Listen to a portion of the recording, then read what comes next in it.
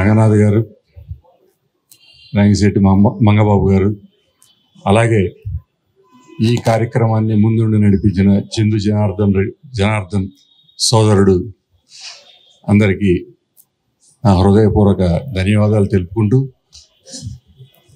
ఈరోజు పొద్దున్న లెగిస్తే ఏ ఎలక్ట్రానిక్ మీడియా చూసినా, ఏ ప్రింట్ మీడియా చూసినా హైడ్రా రంగనాథ్ గారు లేని న్యూస్ ఉండదు. ఆయన అంత బిజీగా ఉండి కూడా ఈ కార్యక్రమానికి ఇచ్చేసినందుకు ఆయనకి నా హృదయపూర్వక ధన్యవాదాలు తెలుపుకుంటూ,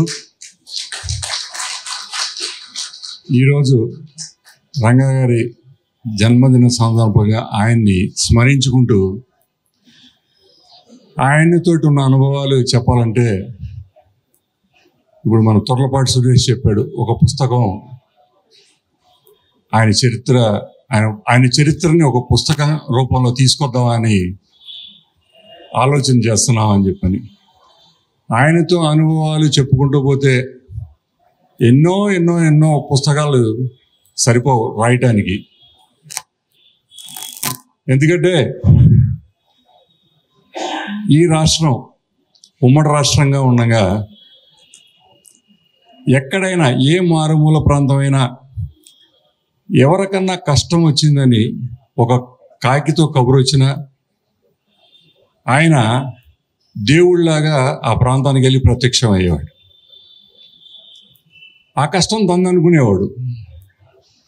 ఎందుకంటే అంత సన్నిహితంగా, అంత క్లోజ్గా ఆయనతో ప్రయాణం చేశాం కాబట్టి ఆయన మనస్తత్వం కానీ, ఆయన నడవడికలు కానీ అన్నీ దగ్గరగా చూసాం.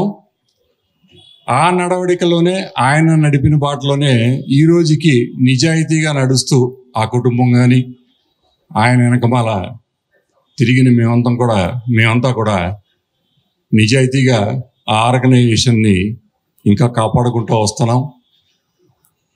చందు అన్న చెప్పినట్టు అసలు రంగా గారిని చూడని చిన్న వయసు వ్యక్తులు కూడా ఇవాళ ఆయన్ని తలుచుకుంటూ అనేక చోట్ల రాష్ట్ర వ్యాప్తంగా, ఉమ్మడి రాష్ట్రంలో, ఈవెన్ ఇవాళ హైదరాబాద్ నగరంలో కూడా అనేక ప్రాంతాల్లో ఆయన పేరు మీద అన్నదానాలు కానీ, వస్త్రదానాలు కానీ అనేక గొప్ప కార్యక్రమాలు చేశారు. ఆయన అంటే ఎవరో చూసి కూడా ఉండరు వాళ్ళు ఇవాళ కార్యక్రమాలు చేసే చాలామందిలో. కానీ ఎందుకు చేస్తున్నారు? ఆయన గొప్పతనం, ఆయన చనిపోయాడని చెప్పడం కంటే ఆయన ఇక్కడ లేకపోయినా ప్రతి ఒక్కళ్ళ హృదయాల్లో ఇంకా ఆయన బ్రతికే ఉన్నాడు. ఆ లెగసీని ఆ కుటుంబం నుంచి వాళ్ళు క్యారీ చేయటం కాదు, ఆయన్ని అభిమానించే కొన్ని లక్షల మంది ఆయన లెగసీని భుజాన్ని ఎత్తుకొని క్యారీ చేస్తూ ఉండటం మూలంగా ఈ రోజుకి ఆయన్ని స్మరించుకుంటూ ఉన్నాం. ఆయనకి వాళ్ళు ఏ కులం, ఏ మతం, ఏ ప్రాంతం అనేది సంబంధం లేకుండా అనేక సందర్భాల్లో వాళ్ళకి జరిగిన నష్టానికి కానీ, వాళ్ళకు వచ్చిన కష్టానికి కానీ రొమ్ము విరుచుకుని నిలబడి వాళ్ళకు అండగా ఉండేవాడు ఆయన. అనేకం ఉన్నాయి ఆయన గురించి చెప్పాలంటే. ఒక కేరళ వ్యక్తి విజయవాడ వచ్చి చనిపోతే దాని గురించి ఉద్యమం చేసేది. ఒక రిక్షా కార్మికుడు, sorry to say, police department ద్వారా అతనికి నష్టం జరిగితే ఆ రిక్షా కార్మికుడి కోసం ఉద్యమం చేసి నిలబడ్డాడు. అలాగే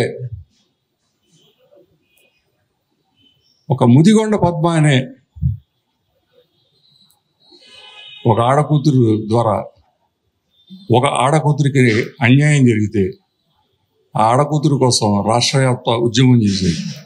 ఆయనకి తన మన ఏం లేదు, కులం మతం లేదు, ప్రాంతం లేదు. కష్టం ఉంటే ఆయన ఉంటాడు అక్కడ. అలాంటి మనస్తత్వం అయింది. ఇకపోతే ఈ మాట నేను చెప్పొచ్చో చెప్పకూడదు, కానీ నా గుండెల్లో నుంచి వచ్చే మాట ఇది. ఈ మధ్యకాలం అంటే గత కొన్ని సంవత్సరాల నుంచి వంగవీటి మోహన్ రంగారావు గారిని ఒక కుల నాయకుడిగా ముద్ర వేసి ఒక కులానికే పరిమితం చేసే ప్రయత్నం కొంతమంది మీడియా కానీ కొంతమంది రాజకీయ పార్టీలు కానీ ప్రయత్నం చేస్తూ ఉన్నాయి. కాబట్టి దయచేసి వంగవీటి మోహన్ రంగారావు గారు అనే వ్యక్తిని ఒక కులానికి పరిమితం చేసి ఆయన్ని చిన్నవాడిని చేయకండి.